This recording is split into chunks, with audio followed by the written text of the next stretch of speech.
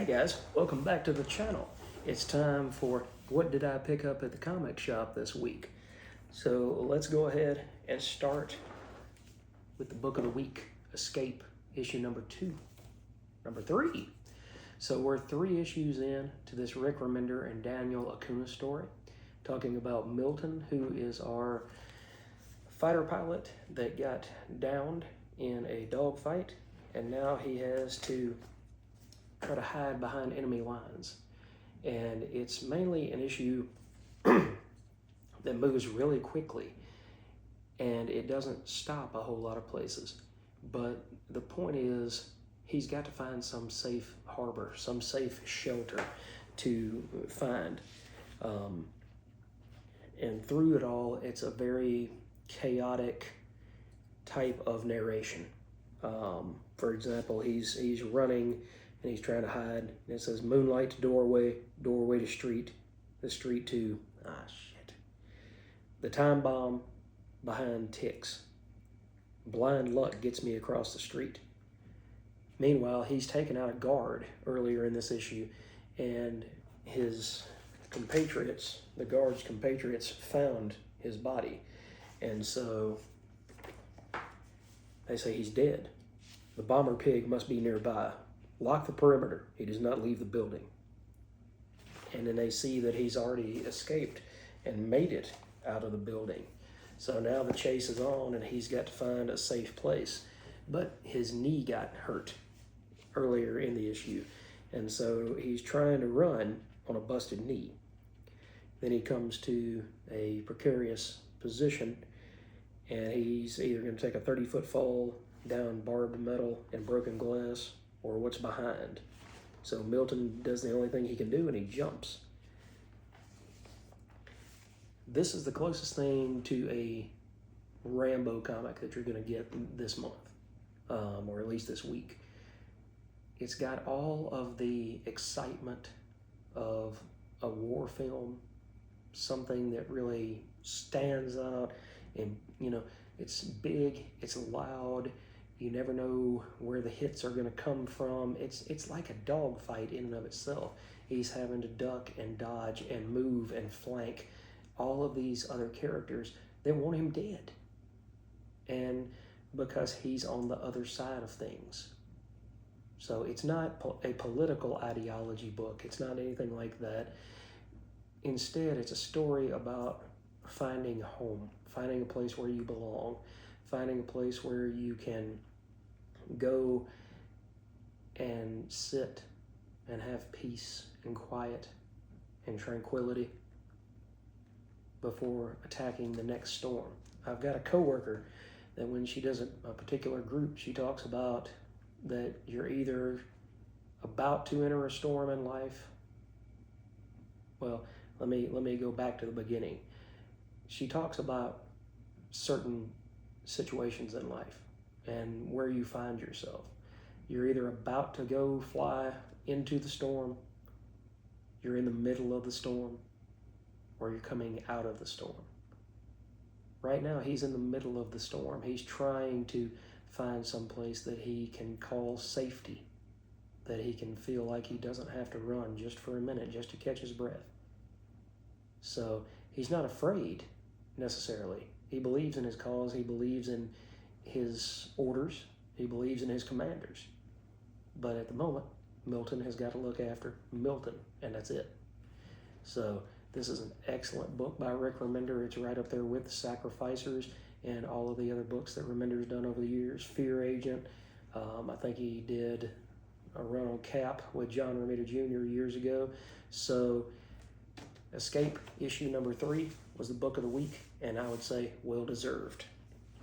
Next up, we have Absolute Wonder Woman, issue number 13.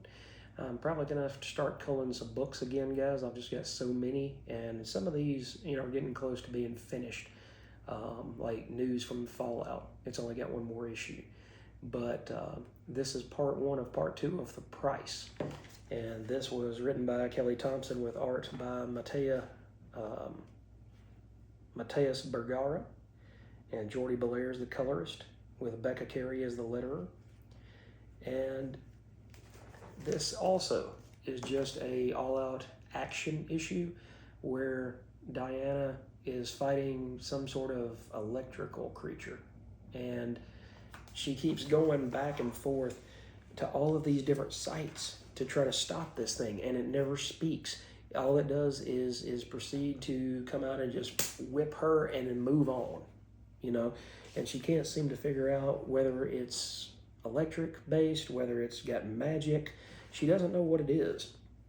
And in the end, it turns into the oldest fight of them all.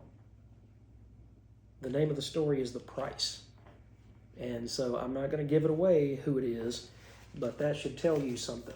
It's the oldest fight of them all. And the story is named The Price. And it's part 1 of 2. There is a really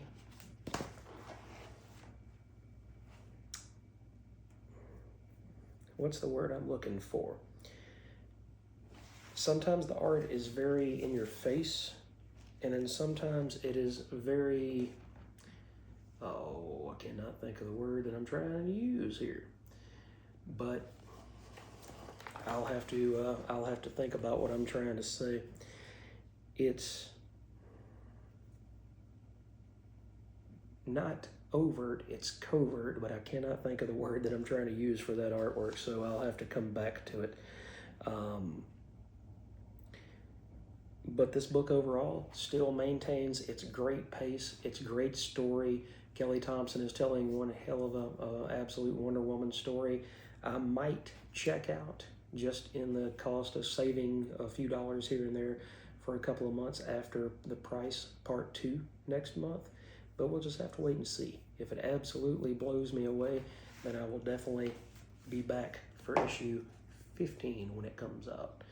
But this was a top-notch book, one of the greatest absolute books. And matter of fact, it's the only absolute book I'm still reading. No, I am not reading Absolute Batman. Sorry, Bama. I'm just reading this one here. So I would like to keep a hold of it. So Kelly Thompson, keep on churning those books out and doing those stories the amazing way that you are, and you've got me. All right, next up we've got Green Lantern issue number 28. That is crazy to think about, that this book has been going for over 2 years. And this is by Jeremy Adams with Ken V. Marion doing the artwork. And we've got Hal Jordan's name in the Book of Oa. What could that possibly mean? Well, you're going to get some pretty good ideas. And what I love about the Green Lantern books is that even though Hal is the Green Lantern of Sector 2814, also known as Earth, these stories are always seem the best stories that ever come from the character of Green Lantern seem to be the cosmic stories, the ones that are larger than life, the ones that bring nothing but excitement and adventure. It's almost like Indiana Jones. He's got a ring instead of a whip, but it's almost like an Indiana Jones vibe with Hal Jordan and company, because you get all of these fantastic stories, you get all of this cosmic lore. There's a Book of Oa, you know, a big giant Book of Oa that tells the story of the Guardians, the Green Lanterns, the Manhunters, the universe itself, how the Guardians helped in forming the universe and building upon it. They're some of the oldest creatures in the universe. But you get Kyle Rayner in here trying to figure out how long his ion powers will last. And then you get Guy Gardner, which is funny because Guy and Hal have not always seen eye to eye. And Guy says, "Hey, it's great that you're here." And he's like, I'm glad that you made it. And so Hal looks at his name in the book and something hits him. And I'm not gonna give that away. I feel like at one point I would spoil things too much, and I'm trying to change up the format just a little bit on these videos, but it does something to Hal, but we're not really sure what it is. It doesn't seem to be anything sinister at this point. It's almost like the TV show Early Edition, where he could see something before it happened. So we'll have to wait and see. But you get to see also the star-crossed lovers between Carol Ferris or Star Sapphire and Hal Jordan and Green Lantern. It's nice to see just a happy romance in comics. You had that with Peter Parker and Mary Jane. And yes, I'm going to beat this dead horse again. But you had that with Peter Parker and Mary Jane, and you see the same kind of filaments and elements in this relationship. Now, Hal and Carol are a lot more difficult because she never has, until she became a Star Sapphire again, she never has really understood that hero's code. She's never understood why Hal was such a flake, just like Peter Parker. But Hal's always running off, and she knew that he was Green Lantern after a certain point in the stories, but she couldn't be with somebody who felt like his job was in the stars and she was here at home.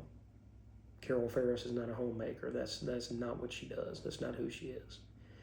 But I just love what Jeremy Adams is doing with that book. It's reached, dare I say it, the highlights of the Jeff Johns run, and it could, if it continues on in the same pathway that I believe he's taken, it could surpass those stories, which I love dearly. All right, next up we got Chris Condon and Jeffrey Allen Love with the 5th and penultimate issue of News from the Fallout, and they are in the town of, let's see,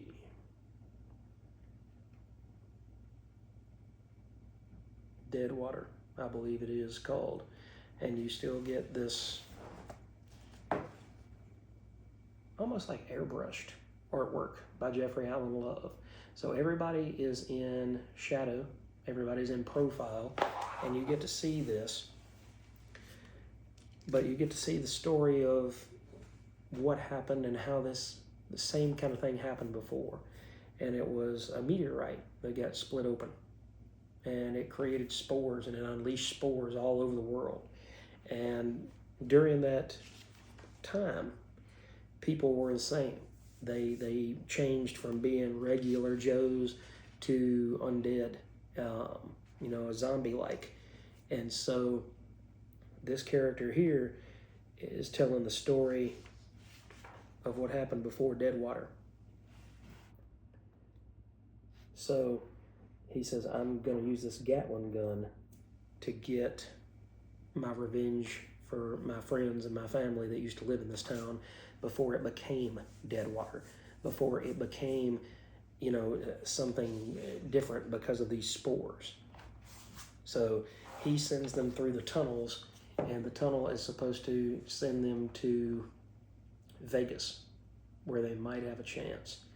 Now, this is going to drive me nuts. I'm just letting you know, if we get to the next issue and then they make it to Vegas and everything just turns even worse than it already is, and then it's like, hey, we'll be back in 2026. That's going to get me. It's going to get me good. It's going to make me mad. Because I want this to be kind of a one and done type of story. I get it. And I do like the Jeffrey Love artwork, but I don't.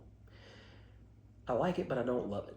Okay? I don't want to read this guy drawing Amazing Spider-Man month in and month out, because it would be too esoteric, too not mainstream enough, I guess. There's superhero artists, and then there's artists that do independent books like this, and doing the independent books, there's nothing wrong with that. Their characters and their stories are more character driven. There's weight behind them. There's a punch behind them that superhero books don't always have. But sometimes your strengths lie in shadows and profiles and airbrush, rather than drawing Spider-Man doing the best he can, swinging around, catches, throws a web, just letting him catches flies. I think I completely butchered that, didn't I? I've only had since the 1960s to get it right. The more you know. Next up, we have Simon Kodransky doing No Man's Land issue 2. This one is very wordy, as are most of his books, but you get this awesome artwork, which is just the perfect payoff for it. And the wordiness of the story is not terrible. It's not. It's really not. And you get to see the American FBI agent meet up with the KGB agent, and at first she says, we can't let the KGB know that you're here, and you can't let the FBI know that I'm here. And he goes through there and he explains to, let's see, who do we have here?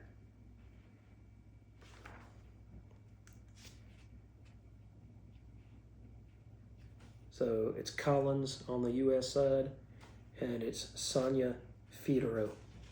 It's Kevin Collins and Sonia Fedorov, and they're trying to determine who killed this woman right there in the Diomedes Islands, right there in no man's land between the U.S. and Russia. And he eventually says to her, he says, we are pawns in this greater game between the U.S. and Russia. But if we choose not to play, then we lose. Let's see, how did he say that exactly? Let me see if I can find that.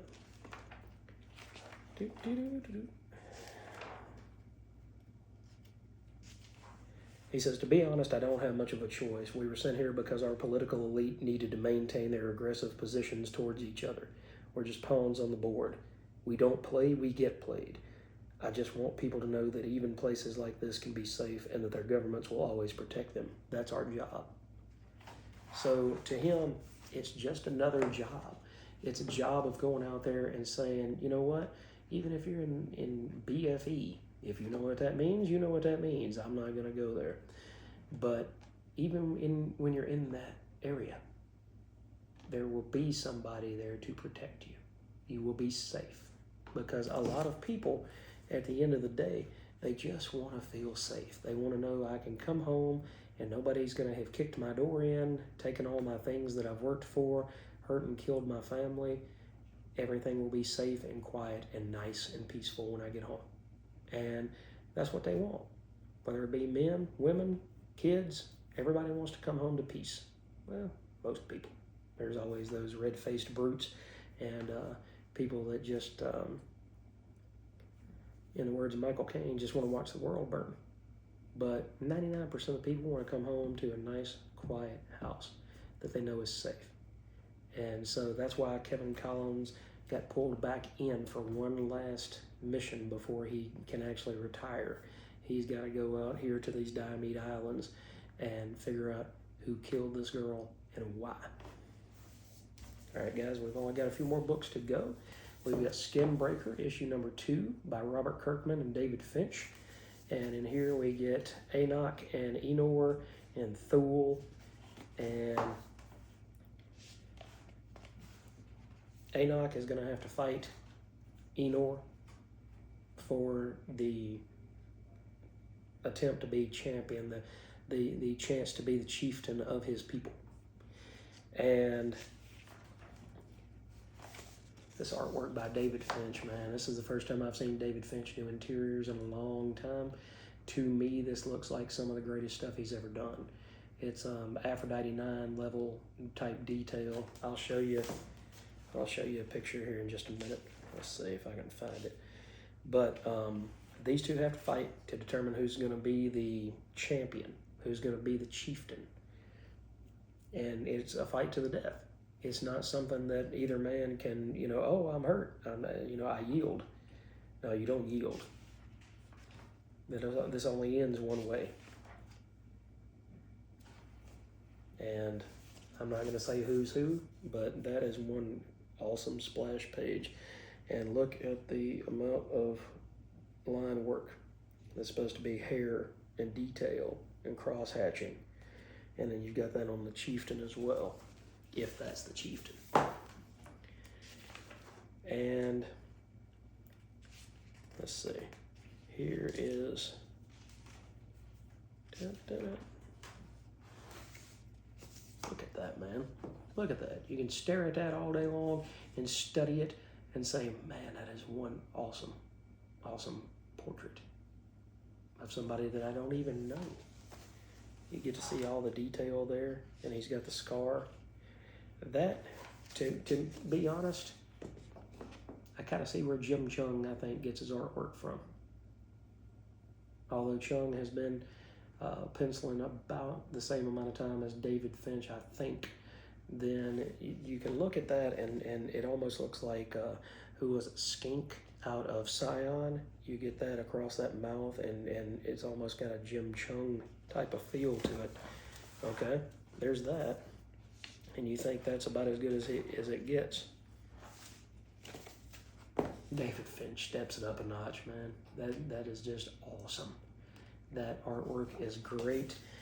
I can't wait for issue 3. This book is kind of, to me, the new Battle Beast. Since Battle Beast is going on hiatus, this book has got me definitely intrigued between the art and the story, but mainly, as you can tell from my review, the art. All right, next to last book, we have Jonathan Hickman and Marco Cicchetto. Please be on there for 23 and 24. Please be on there for 23 and 24. Doing the artwork for Peter and Harry. And you've got, when it opens up, you've got, it looks like Spider-Man swinging through the city with snow falling, passing the Daily Bugle, and instead it turns out to be Otto Octavius delivering pizza to the Parkers, who are hiding in the subterranean layers of the Mole Men because they're trying to stay safe from the Sinister Six and Wilson Fisk and all of his cronies. So in this book, you do get some all-out action, but this book has always been more about character building, and I don't know that that would go very well on something like The Amazing Spider-Man long-term, 2 years, but it's a little cerebral.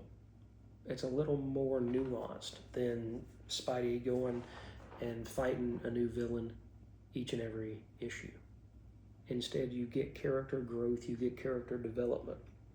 Now, there's only so much that you can develop a character in a set run, because eventually you'll come to that point where he or she's got to take a fork in the road, and then you've got a Robert Frost situation. And you're not really sure where to go. Do you take the easier path? Do you take the one that looks like it's been less traveled by? But you still have to stare at this Marco Cicchetto artwork, guys. It's absolutely amazing, and it's great to have him back. It's great to see some action panels in this story instead of simply just talking heads. And you get a reveal on the last page of this book that will absolutely blow your mind artistically. Not going to say nothing about it, but it's definitely worth picking up. And if you haven't picked it up yet, you might as well wait for the trades, because it's only got issue 23 and 24 before it's finished. But Ultimate Spider-Man is still, to me, far superior than Amazing. And last but not least, we have James Tynion IV with Danny on artwork. And this is The Invisible Man, book 3 of 4. So, I got a Lee Weeks cover here. I might have to go snag that. I didn't see that one. I might have to go back and snag that one. But here you have Jack and Flora talking on the porch about their future, and she's like, "What are you working on, Jack?" It's so enigmatic. It's not, you won't even tell my father about it. You won't let me, you won't let anybody in. And she says, "Hey, I'm thinking about going up to my cousin's house in the country. It's nice and breezy. Perhaps we could find a way for you to join as well, if you wish." And he says, "We'll see. I'm working on things." So what he's working on is he's trying to finish his serum his invisibility serum. And to do that, the next step is going to be that he needs to work on someone. And he wants to do it on himself, but he's heard things about monocaine, which is the main ingredient of his elixir. And his benefactor, he says, the monocaine is crucial to my work. I must continue to have access to it. And his benefactor says, then you'll need to produce results that you can verify for me. It's time to let me in and show me what you're doing. And he says, it's too early. Your intervention at this point could spoil the whole process. And the old man says, I'll give you 2 months. If you can't produce a result, then I'll cut off your supply of monocaine. And he says to him that there's psychological repercussions for using monocaine. Even holding and transporting monocaine can cause terrible, irreversible side effects. So he ends up finding this boy in the alley named Tommy. And he says, would you like to earn a few meals, Tommy, and a bed to sleep in? And the boy says, what kind of person do you think I am? I'm just looking for a few pence is all, mister. I don't want any funny business. And he says, no, I need an assistant to help me. And he says, I don't know nothing about no sciences. And Jack says, I know enough for the two of us.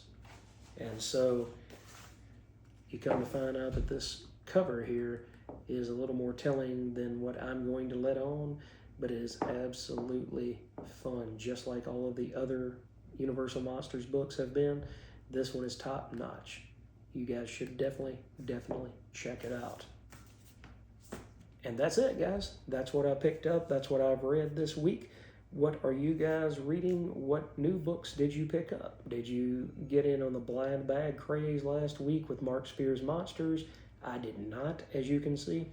But hey, did you pull anything interesting? Did you go to the store and find a back issue? Something like that Superman 276 that I found the other day. Let me know in the comments what you're reading and what you're enjoying and what you're dropping from your pull list. So in the meantime, thanks again for taking the time to watch this video, to join me here. The channel is growing. I'm not really sure what I'm doing to make it organically grow that way, but I'm not going to speak of it again to try to jinx it. But thanks, guys, for all your support. Thanks for making me feel like this is something worth doing each and every week. And we will catch you guys in the next video. By the way, I did want to add, we're getting close to 100 videos, man. This is really getting real to me. It's really feeling like something worthwhile that you guys come each and every week and you watch these videos, and to have done 100 of them, almost 100 of them, that means that I must have something worth saying and something worth listening to. So again, thank you for your support in each and every way, guys, and have a wonderful day, and we'll see you next video.